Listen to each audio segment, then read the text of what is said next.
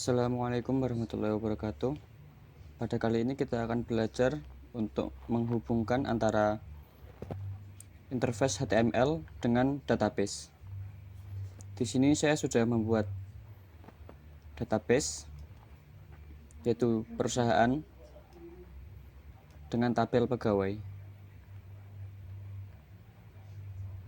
Di sini ada kolom ID pegawai, nama pegawai, jabatan, alamat, dan gaji. Dan saya sudah membuat untuk interface HTML-nya.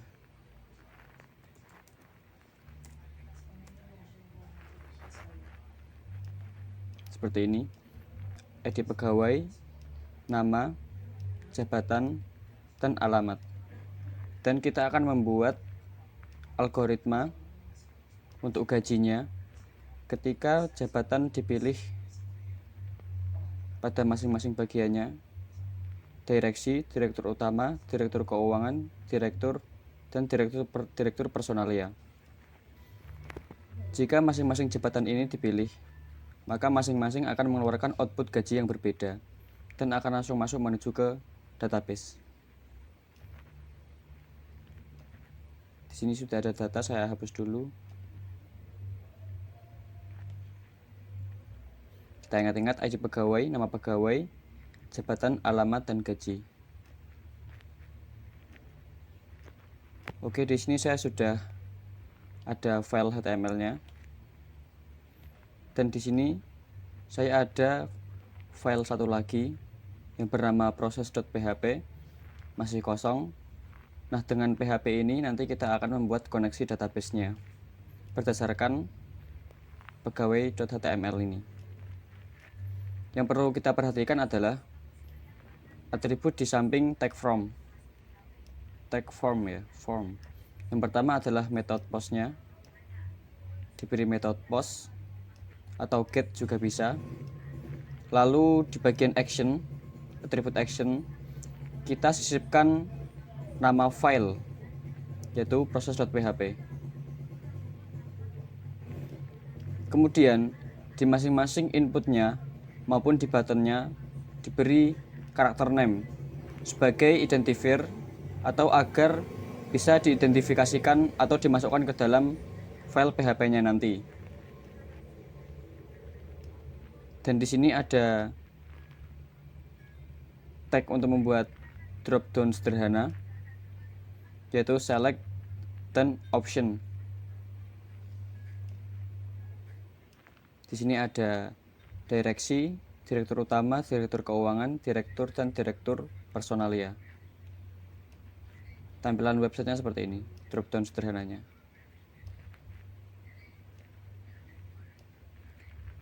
Untuk di bagian atribut name-nya ini dinamai sesuai dengan apa yang kita mudah untuk mengingatnya. Di sini untuk yang nama saya kasih nama, ID saya kasih ID. Untuk yang jabatan saya kasih name sama dengan jabatan. Lalu alamat, name-nya saya kasih alamat. Dan button submit saya kasih name-nya submit. Itu yang perlu kita perhatikan di bagian HTML-nya. Kemudian kita masuk ke proses.php. Sebelum kita mulai, alangkah baiknya teman-teman memastikan bahwa kedua file ini sudah disimpan di local disk C, folder XAMPP, folder htdocs. Teman-teman masukkan di sini atau teman-teman buat folder baru. Di sini saya namai perusahaan. Nah, saya masukkan ke sini file pegawai dan juga proses.php. Kita kembali ke VS Code-nya. Pertama, untuk membuka file PHP, kita kasih pembukanya dan penutupnya. Nah, untuk menghubungkan antara website dengan database-nya, input output-nya, pertama kita membuat variabel koneksinya terlebih dahulu. Di sini saya pakai con, dan untuk deklarasi variabel di bahasa pemrograman PHP menggunakan dolar con sama dengan, ini saya gunakan new mysqli. Lalu di dalam kurung ini kita kasih 4 karakter ya. Yang pertama ada hostname. Hostname-nya yaitu localhost. Yang kedua adalah username, root. Yang ketiga password.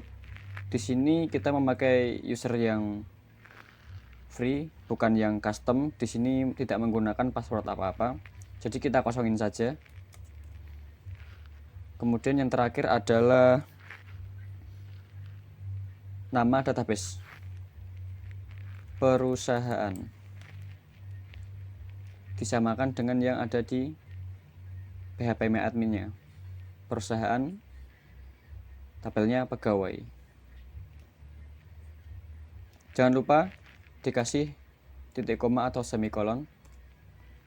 Sebenarnya di satu baris ini saja sudah bisa menghubungkan antara website dengan database, namun hanya sekedar koneksinya saja, belum bisa digunakan untuk input output datanya. Lalu kita kasih if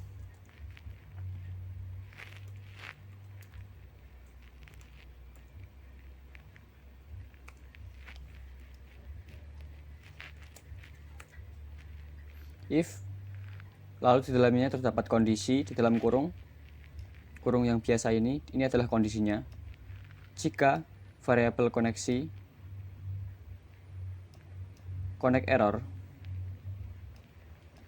maka lalu di dalam kurung kurawal ini adalah blok code, yaitu adalah blok yang akan tereksekusi jika kondisi yang di dalam kurung if ini terpenuhi. Jika error ini terpenuhi, maka kode yang di dalam blok code ini akan tereksekusi. Die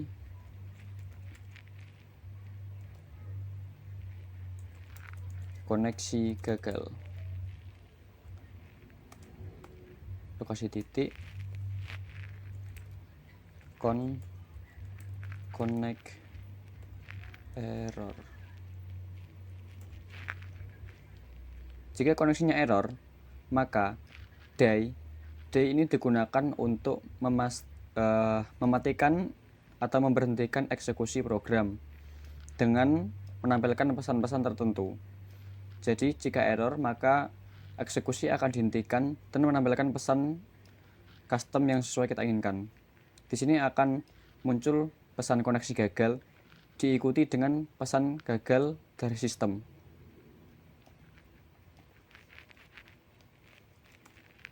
Jadi variabel yang pertama ini adalah variabel koneksi, diikuti dengan pengecekan apakah terjadi error atau tidak. Kita kasih tanda saja di sini koneksi database.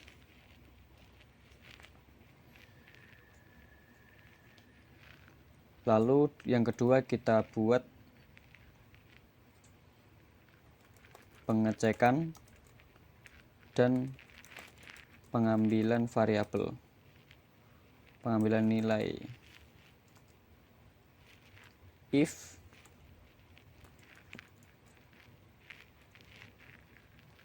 is set $_ post menggunakan kapital, lalu angle bracket atau tanda kurung yang kotak ini, titik 1, lalu masukkan submit. Nah, ini adalah kondisi untuk pengecekan jika tombol submit telah terklik, diambil dari tag button ini di bagian submit ini, name submit. Jika tombol submit terklik, maka akan terambil variabel sebagai berikut. Yang pertama ID, yang kedua nama. Di sini kita akan membuat variabel-variabel baru dengan mengambil nilai dari HTML-nya nanti. Nama, jabatan, alamat, dan juga gaji.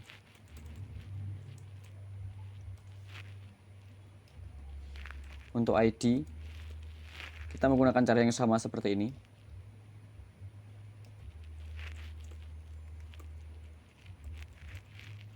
Post, kurung yang kotak, atau disebut angle bracket. Lalu di dalamnya kita tulis name-nya dari input ID-nya. ID, menggunakan ID. Kita tulis ID. Jangan lupa kita kasih titik koma atau semikolon. Dan berlanjut sampai variabel-variabel di bawahnya juga.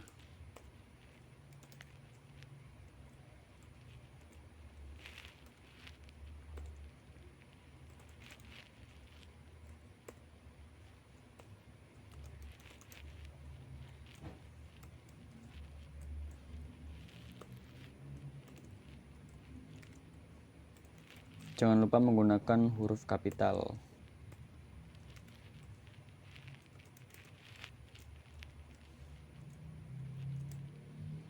Untuk gaji, karena kita akan menggunakan sebuah algoritma untuk menentukan nilainya, kita kosongin saja dulu.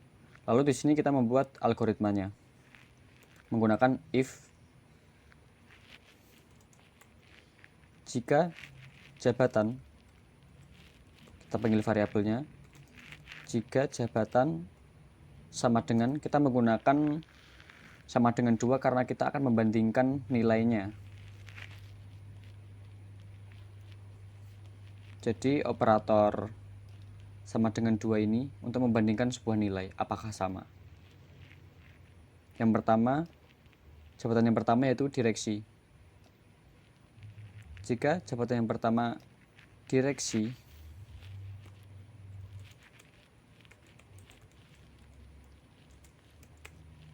maka variabel gaji akan bernilai misal kita kasih 15 juta.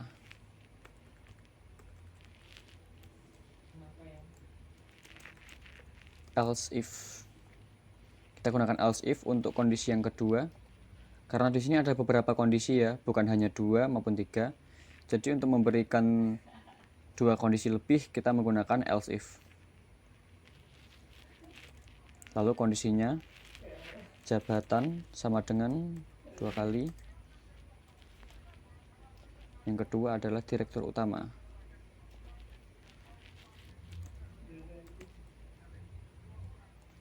Maaf.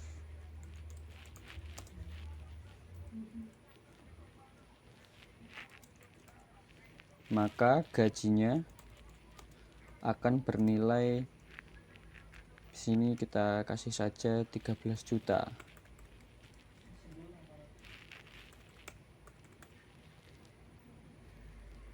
Kita kasih titik koma. Lalu else if lagi.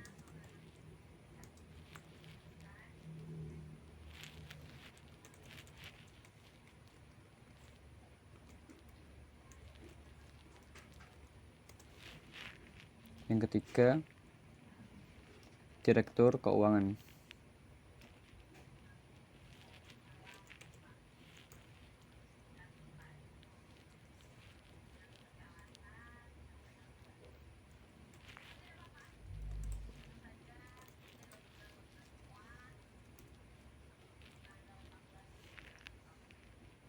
Maka gajinya kita kasih 10 juta.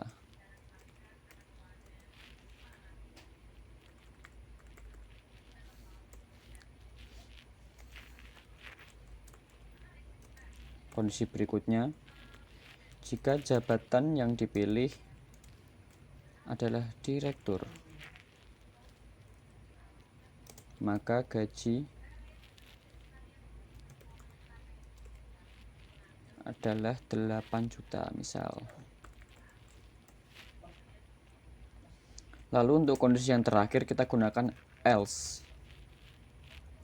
Dan tidak perlu menggunakan kondisi lagi, karena else ini adalah kondisi yang akan tereksekusi ketika kondisi yang lainnya sudah tidak relevan. Jadi ketika pilihan yang lain ini sudah tidak relevan, maka akan tinggal satu.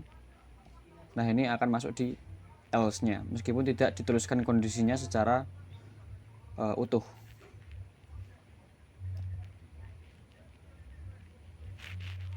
Gaji. Jadi ini yang terakhir ini adalah gaji untuk yang direktur personal ya. Gajinya sama dengan kita kasih 10 juta misal. Jangan lupa dikasih titik koma. Nah, di sini untuk pengecekan dan pengambilan nilainya. Lalu yang ini adalah algoritma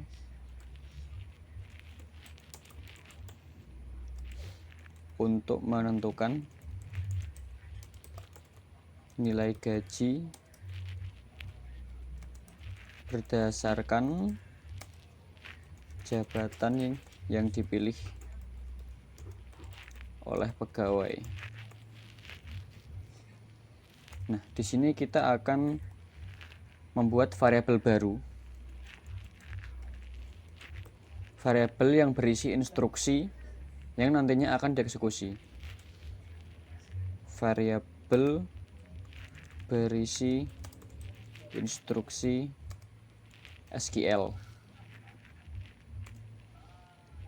Untuk nama variabelnya saya kasih variabel SQL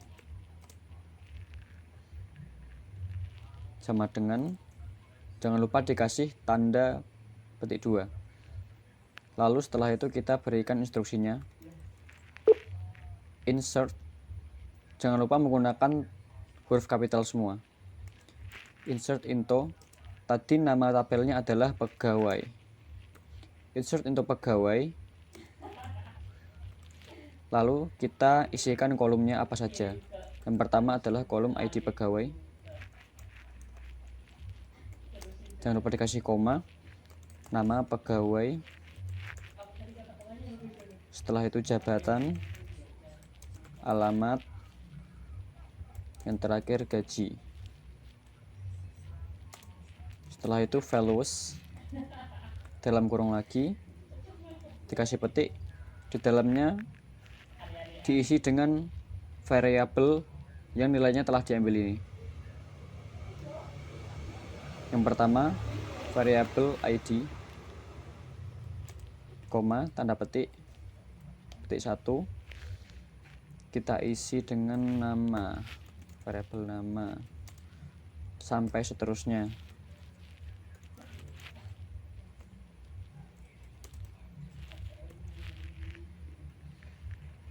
Alamat, dan yang terakhir adalah variabel gaji.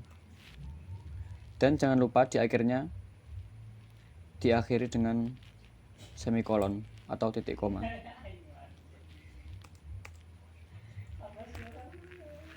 Kemudian selanjutnya kita akan membuat kode untuk eksekusi instruksinya, sekaligus pengecekan apakah instruksi itu berhasil atau tidak.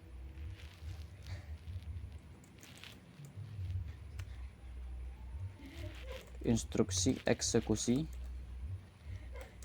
sekaligus pengecekan apakah data terkirim atau tidak. Kita gunakan if.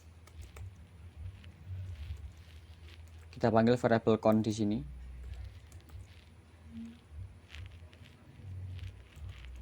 Count query. Di dalam query ini, fungsi query ini atau metode query ini kita masukkan variabel instruksinya tadi, yaitu SQL. SQL sama dengan 3 kali, lalu kita tulis true.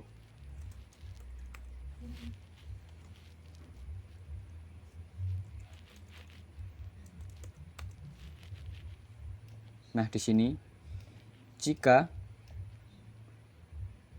kita mengakses metode query atau instruksi dari variabel atau objek count. Jadi variabel operator tanda panah ke kanan ini, strip dan tanda panah ini adalah untuk mengakses suatu metode dari suatu objek. Di sini kita menggunakan metode query dari objek atau variabel count. Jadi variabel count menginstruksikan $SQL ini, variabel SQL yang berisi instruksi pengiriman data berdasarkan kolom dan nilai. Dan jika instruksi ini bernilai benar, maka akan muncul notifikasi seperti ini. Dan ini bisa kita custom sendiri. Jika berhasil, maka data yang akan keluar adalah data berhasil dikirim. Else, jika tidak, false-nya data gagal dikirim, titik spasi, kita panggil variable count, kita kasih operator pengaksesan, lalu kita tulis error, titik koma. Jika instruksi ini bernilai true atau benar, berhasil, maka akan muncul ke dalam layar data berhasil dikirim. Jika tidak, maka akan muncul data gagal dikirim dan diikuti dengan pesan error dari sistemnya. Nah, di sini ada perbedaan antara operator sama dengan 2 dan ini sama dengannya ada 3. Jadi untuk operator 2 ini sama dengan 2 ini, untuk membandingkan apakah nilai dari kedua objek ini bernilai sama atau tidak tanpa membandingkan tipe datanya. Sedangkan untuk yang operator sama dengan 3 ini, dia akan membandingkan apakah antara dua objek ini bernilai sama dan apakah tipe datanya sama. Oke, di sini sudah selesai ya. Kurang satu lagi, yaitu menutup koneksinya. Di sini kita panggil variable count. Di sini kita memanggil metode close untuk menutup database-nya.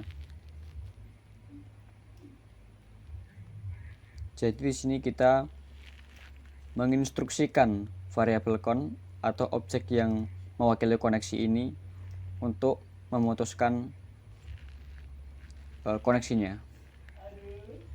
Oke, di sini untuk bagian PHP-nya sudah selesai. Kita uji cobakan. Kita save dulu, jangan lupa. Kita masuk lagi ke database-nya. Kita cek dulu, masih kosong.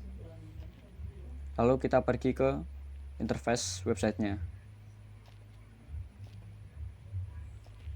Di sini akan saya isi, dengan 01. Namanya pakai nama saya Ahmad Nasuha. Untuk jabatan saya pilih sebagai direktur utama misal. Untuk alamatnya saya isi Rembang. Saya kirim. Nah, di sini muncul notifikasi data berhasil dikirim. Itu artinya datanya telah sukses dikirim. Kita cek di database-nya.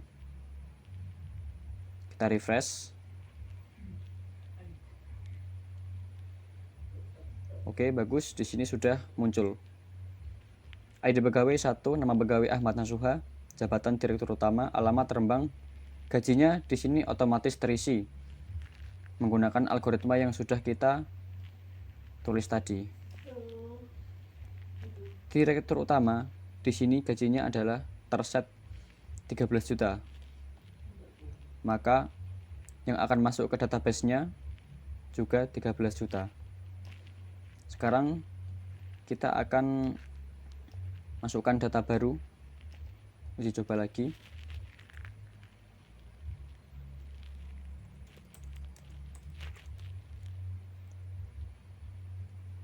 Dengan jabatan direktur personalia, alamat Lasem. Kita kirim. Data berhasil dikirim. Untuk direktur personalia berarti harusnya akan muncul 10 juta. Oke, benar gajinya 10 juta. Di sini untuk koneksinya sudah berhasil. Selamat mencoba untuk teman-teman. Saya mohon maaf kalau ada kesalahan dalam penyampaian. Jika ada materi yang salah bisa dikoreksi melalui chat maupun kolom komentar, silahkan, maupun secara pribadi maupun di grup. Terima kasih. Wassalamualaikum warahmatullahi wabarakatuh.